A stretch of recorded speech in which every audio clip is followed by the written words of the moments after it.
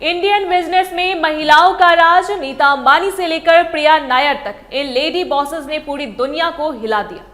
नमस्कार, आप देख रहे हैं टीवी 12। मैं हूं आपके साथ अपराजिता सिंह। फॉर्च्यून इंडिया ने साल 2026 की मोस्ट पावरफुल वीमेन की बिल्कुल नई लिस्ट जारी कर दी है। इस वीआईपी लिस्ट में अपने देश की उन 100 शानदार महिलाओं को जगह मिली है जिन्होंने बिजनेस, टेक और सोशल वर्क में पूरी दुनिया के सामने अपना लोहा मनवाया और साफ साफ दिखा दिया है कि इंडियन वीमेन जब कुछ ठान ले तो उनके आगे बड़े बड़े सुरमा भी पानी भरते नजर आते हैं। लेकिन इस बार की लिस्ट में जो सबसे बड़ा उलटफेर हुआ है उसने पूरे कॉर्पोरेट जगत के होश उड़ा दिए।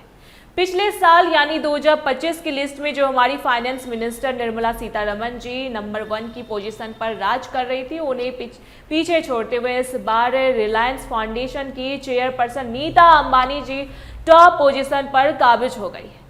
नीता अंबानी ने देश में हेल्थ, एजुकेशन और सोशल वर्क के लेवल पर जमीन पर उतरकर ऐसा जबरदस्त काम किया है कि आज हर कोई उनकी कमाल की लीडरशिप का दीवाना हो चुका है और वो यहीं पर रुकने वाली नहीं है। उन्होंने बहुत बड़ा टारगेट सेट करते हुए दुनिया को बता दिया है कि साल 2035 तक इस सोशल इम्पैक्ट को पूरे 5 गुना तक बढ़ा देना है, जिसे कहते हैं असली विजन और दूर की सोच।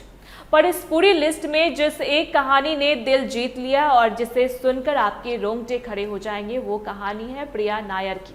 मतलब ये स्टोरी सीधे दिल में उतरती है और सोचने पर मजबूर कर देती है। जो प्रिया नायर पिछले साल तक इस लिस्ट में 73वें नंबर पर हुआ करती थी, उन्होंने इस साल ऐसा जबरदस्त परफॉर्म किया कि सीधे लंबी छलांग मारी और टॉप 10 में शामिल होकर सीधे 8वें नंबर पर आकर बैठ गई।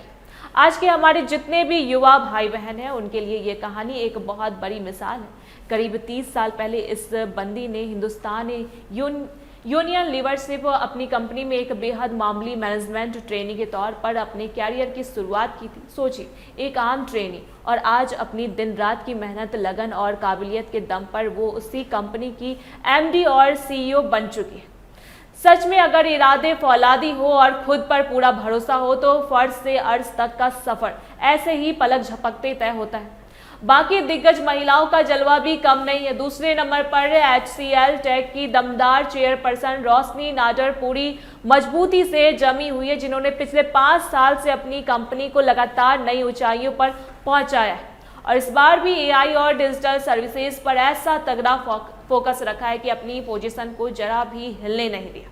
वहीं अपनी अपोलो हॉस्पिटल्स वाली रेड्डी सिस्टर्स यानी शोभना कामिलेनी, संगीता रेड्डी, प्रीथा रेड्डी और सुनीता रेड्डी का भोकाल भी मार्केट में पूरी तरह टाइट है।